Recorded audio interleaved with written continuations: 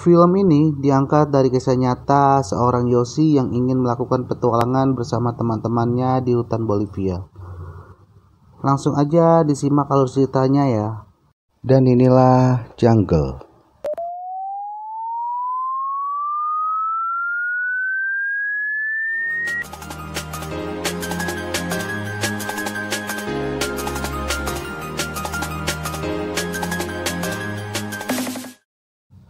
Bolivia 1981.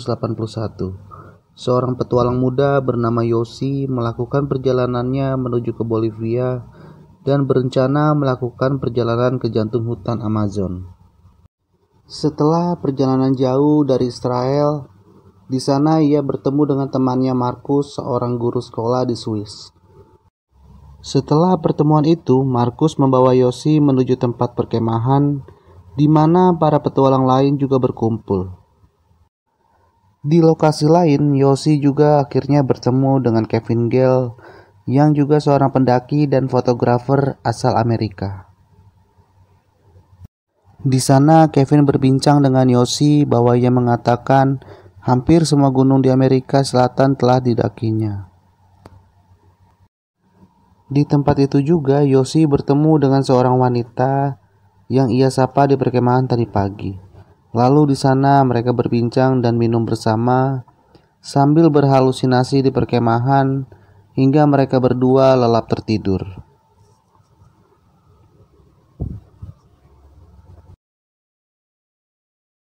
Pada keesokan paginya, Yoshi, Kevin, dan Markus pergi bersama menuju La Paz, sebuah kota kecil di Bolivia.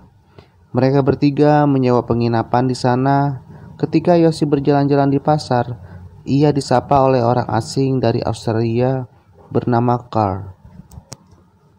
Di awal perkenalannya, mereka berbincang sambil menikmati kopi hangat dari Bolivia, dan Carl membicarakan petualangan saat mencari emas dan menikmati keindahan hutan Amazon.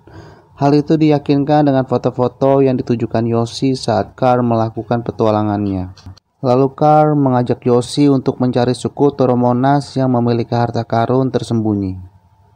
Setelah rencana itu, keesokan harinya mereka menyiapkan segala perlengkapan untuk mulai menjelajahi hutan rimba Madidi yang berada di Amazon. Singkat cerita, Yoshi, Kevin, Markus, dan Carl tiba di hutan Madidi. Di awal petualangan mereka sangatlah senang dan bahagia bisa menikmati keindahan hutan Amazon. Hari-hari berlalu di mana mereka juga sudah berjalan di tengah hutan itu selama 3 hari. Siang malam dikala hujan datang, mereka terus melanjutkan perjalanannya dan semangat berharap bisa menemukan suku Toromonas. Pada keesokan harinya, di tengah perjalanan secara tiba-tiba Carl tertinggal dan Markus berteriak memanggil-manggil Carl. Tiba-tiba dari semak-semak bergerak yang ternyata hanyalah seekor sapi besar yang dibawa oleh penduduk desa.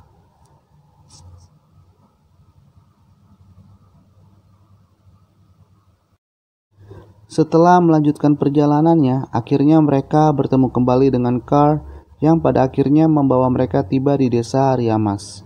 Setelah bertemu dengan penduduk di sana, mereka sangatlah bersahaja dan menerima turis yang datang ke desa mereka. Carl juga terlihat nampak sudah akrab dengan penduduk di sana. Malam harinya mereka disuguhi arak dan cerutu serta tertawa bersama dengan penduduk desa Ariamas. Kini mereka sangatlah senang bisa menikmati petualangannya serta berfoto-foto mengabadikan kebersamaan mereka. Sejenak rasa lelah pun hilang setelah lama dalam perjalanan di tengah hutan. Singkat cerita, mereka memulai perjalanannya kembali untuk mencari keberadaan suku Toromonas. Di tengah hutan, mereka kehabisan persediaan makanan. Secara tiba-tiba Carl melihat seekor monyet dan seketika Carl menembak monyet tersebut, dan itulah santapan malam mereka saat itu. Walaupun yang lain tidak menyukainya, namun terpaksa mereka menikmati sajian monyet bakar pada malam itu. Keesokan harinya, Markus semakin lama semakin lemah. Akhirnya mereka lebih sering beristirahat dibandingkan berjalan. Markus menyadari dan menyesal dengan kondisinya saat itu.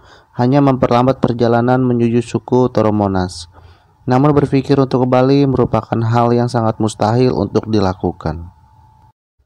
Keesokan paginya, mereka berkompromi soal Markus yang sulit melakukan perjalanan, sebab kakinya mulai lecet dan luka. Di sisi lain, ia juga mulai kelelahan. Akhirnya, mereka berinisiatif untuk membuat perahu rakit dan mengarungi sungai. Singkat cerita, perahu rakit yang mereka buat pun selesai. Di awal mereka mengarungi sungai sangatlah senang.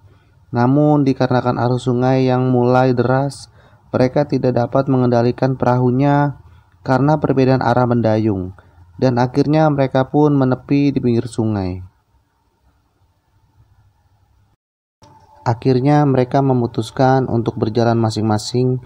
Carl dan Markus menyusuri hutan, sementara Kevin dan Yosi mengarungi sungai. Namun Carl berpesan kepada Kevin untuk tidak mengarungi sungai di Malpeso San Pedro, sebab itu adalah jeram yang sangat deras sehingga mustahil untuk dilalui dengan perahu rakit.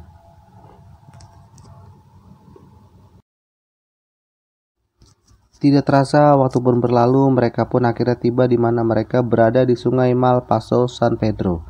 Seperti yang diceritakan oleh Carl, dikarenakan arus sungai begitu deras, sehingga membuat Kevin dan Yosi tidak dapat mengendalikan perahu rakitnya, yang membuat mereka hampir tenggelam dan terbawa arus. Namun untungnya mereka masih bisa bertahan pada batu besar yang menghalanginya. Tapi naas, tanpa Yosi sadari, Kevin menghilang sesaat ia menepi di tepi sungai. Di sisi lain, Yosi justru tenggelam terbawa arus yang begitu deras, sampai-sampai perahu rakit yang mereka gunakan hancur terhantam batu besar. Namun Yosi masih dapat bertahan dan lagi-lagi ia berusaha untuk memeluk batu sehingga Yosi masih bisa selamat sampai di tepi sungai. Sesaat Yosi bangkit, ia berusaha menaki batu untuk mencari keberadaan Kevin yang menghilang di tepi sungai, dan tidak ada jawaban dari Kevin. Sesaat Yosi memanggilnya dan Yosi kebingungan bagaimana caranya bisa keluar dari hutan itu. Waktu sudah mulai gelap, Yosi terus mencari-cari dan berusaha menemukan keberadaan Kevin, serta terus memanggil namanya berharap ada jawaban. Tetapi Yosi masih belum putus asa dan akan terus mencarinya.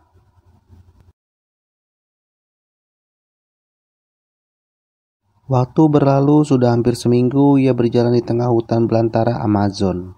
Di tengah-tengah perjalanannya, Yosi melihat ada buah di atas pohon. Tanpa ia sadari, tiba-tiba ular ingin membunuhnya. Dan Yosi berusaha untuk membunuh ular tersebut. Malam pun tiba, di mana Yosi tidur beralaskan daun. Di tengah tidurnya, Yosi bermimpi sedang memakan burger. Tetapi ia sadari dirinya kini berada di tengah-tengah hutan belantara. Keesokan paginya, Yosi melanjutkan perjalanannya. Seketika ia menyadari ada benjolan di dahinya, namun setelah ia pencet, seolah-olah ada sesuatu yang bergerak. Singkat cerita, malam pun tiba. Seketika Yosi terbangun dan melihat Markus. Setelah ia senter, tiba-tiba Markus hilang. Masih di malam yang sama, Yosi kembali terbangun mendengar suara dari dedaunan. Ia menyadari seekor macan mengintainya. Akhirnya Yosi mengusirnya dengan tabung gas mini miliknya. Keesokan paginya Yosi terbangun, tiba-tiba ada sesuatu yang bergerak di dahinya. Akhirnya Yosi berusaha merobek dahinya yang ternyata setelah dicabut ada lintah yang masuk dari dahinya.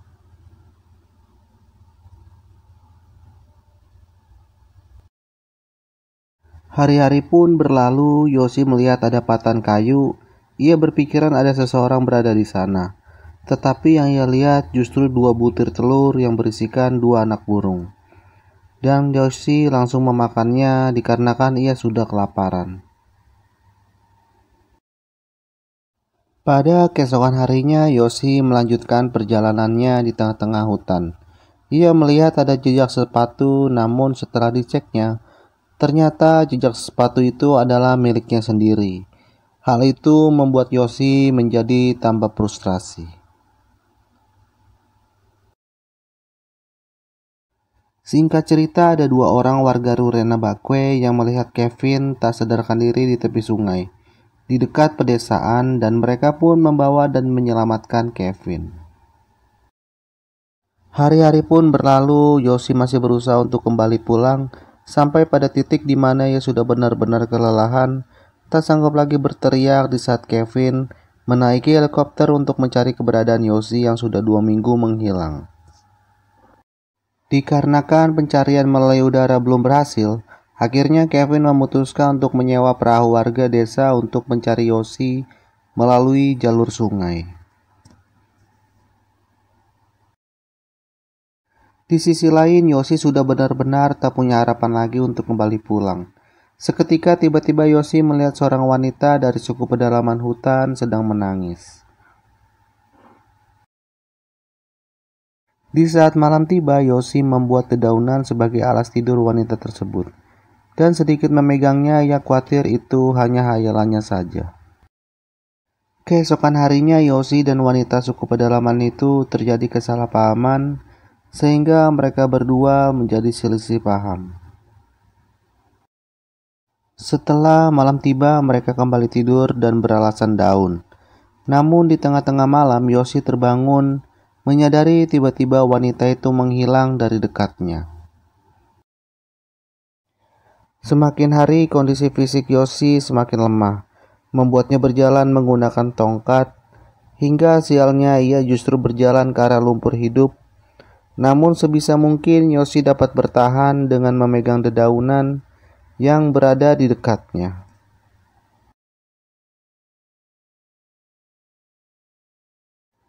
Singkat cerita, Kevin mendadak tidak dapat melanjutkan perjalanannya dikarenakan arus di depannya sangatlah deras, dan mereka akhirnya memutuskan untuk kembali pulang. Namun setelah perahu Kevin mengarah pulang, tanpa Kevin sadari ternyata posisi Yosi sudah berdekatan dengannya dan akhirnya membawa Yosi kembali pulang ke pedesaan, di mana warga desa ikut bersyukur atas kepulangannya Yosi, dan film pun selesai. Film ini merupakan kisah nyata dari sekelompok turis yang mengunjungi hutan Amazon yang pada akhirnya diangkat ke dalam sebuah film. Dan kata yang terakhir saya ucapkan terima kasih.